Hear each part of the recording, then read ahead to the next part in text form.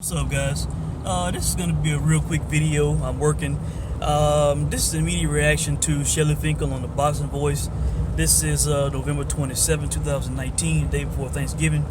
As a Patreon, I was able to ask Shelly Finkel why did he advise Deontay Wilder to turn down $120 million from DAZN to ultimately accept $3 million from Fox pay-per-view guaranteed.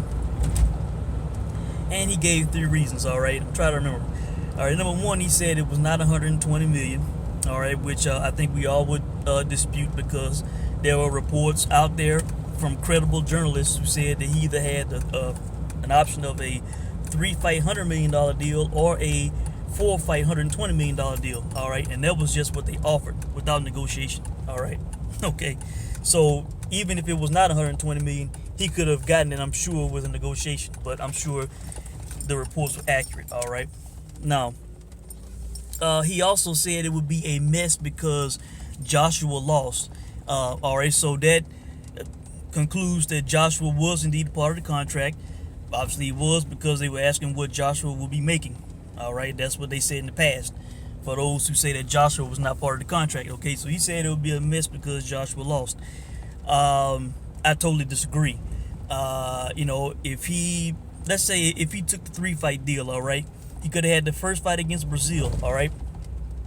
The second fight he could have had against Ortiz or whoever he wanted to pick, all right. The third fight could have ultimately been against the AJ Ruiz winner, all right. I think that is obvious. Same thing with the 4-fight contract. He could have fought Brazil in the first fight. With Joshua losing, the second fight could have been against Ortiz or whatever. He either could have made either 20 million or 40 million.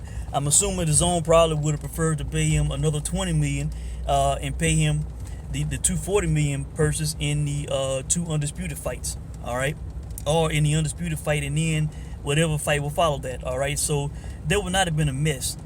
Guaranteed money is guaranteed money. And he could have fought someone else, Ortiz or whoever, and still got a huge purse, more than what he made. All right, 3 million plus pay-per-view, which is not much. All right. And what was the third reason? He said, after a series of fights, Deontay Wilder would be very happy. Talking about the money. All right. It was reported that he made 10 million against Dominic Brazil. All right. So let's assume that's true. All right. It's also reported that he made 3 million, which he did not dispute when he was asked. A 3 million guarantee against Luis Ortiz. All right, so that's 13 million.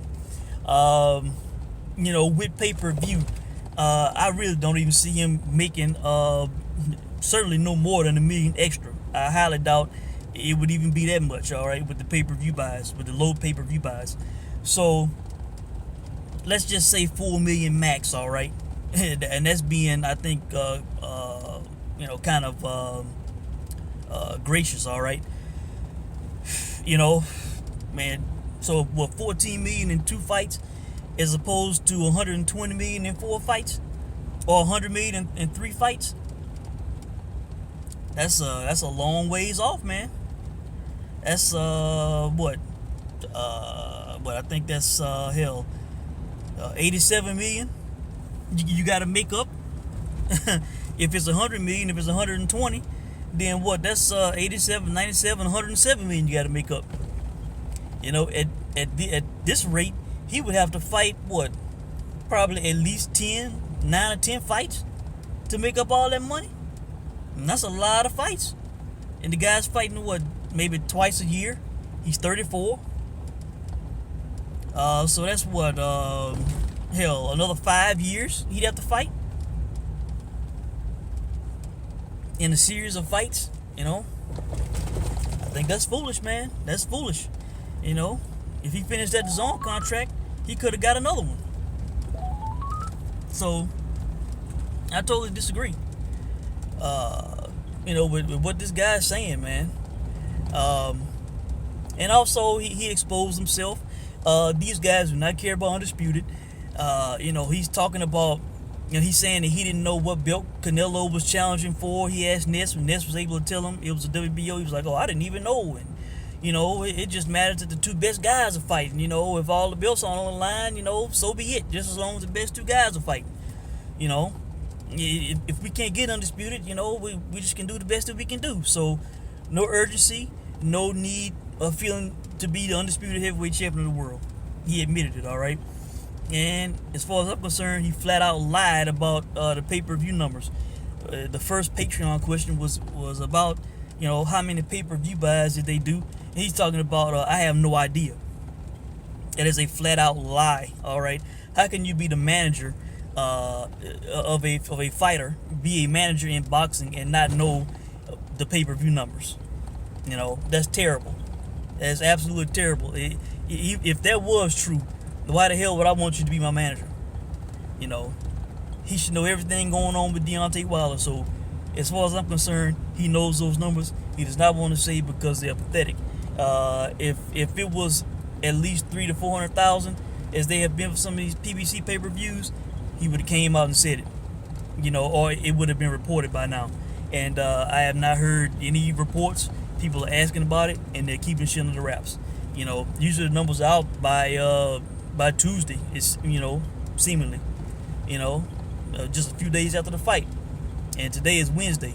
Still no reports. So, in my opinion, the numbers are pathetic, and they're keeping them under wraps, man, because it's embarrassing. That's just the truth and the fact of the matter, man. They should have took that guaranteed money.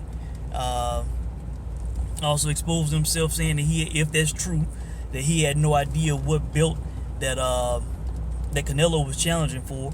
Why are you in boxing? When all of the hardcores, watching these videos on YouTube, know what belt it was for. Why are you in the sport if you don't know that? Hell, Eddie can fire off the WBA Intercontinental title defenses and bouts, title bouts, on his cards. WBO Intercontinental and all these type of belts. I'd prefer to work with a guy like that instead of someone who doesn't know what title's on the line. So I think that's really it, guys. I just wanted to quickly respond to Shelly Finkel answering my Patreon question on the Boxing Voice. Unfortunately, I cannot leave a timestamp because the show was still going on when I started this video. I started it right after he hung up, So I think that's it, guys. Let me know what you think about it, but just, continue to expose themselves. They made an all-time terrible mistake, man. They flat out talked this guy, advised this guy, Finkel and Heyman, into not taking his money so they could have complete control over this guy's career, who he fights, where he fights, for their own personal interest, man. Instead of this guy's interest, And my guy Eddie Hearn would not recommend or suggest guys turn down these large amounts of money just so they can just so he can maintain control over their careers and dictate what they do. It's ridiculous, man. So, it's sad, man, but that's what happens in boxing on the PBC/Shelly Finkel side. So that's it, guys. Somebody also asked why Lou DiBella wasn't involved in Deontay Wilder's career anymore. He said that's personal. My opinion is, with Lou doing business with Eddie and DAZN, they probably view Lou as a sellout, and that's why Lou is not working with Finkel and Heyman really anymore on the PBC side. Maybe they feel that he has shared information that they did not want DAZN and Eddie to know with them, because I think Lou was involved in the meeting with DAZN and Wilder, and I think Lou was looking out for Deontay Wilder's best interest, man, and I think even Lou at this point would say he should have took that damn big guaranteed money from DAZN. So that's it, guys. Let me know what you think, and I'll check in soon. Thanks for watching.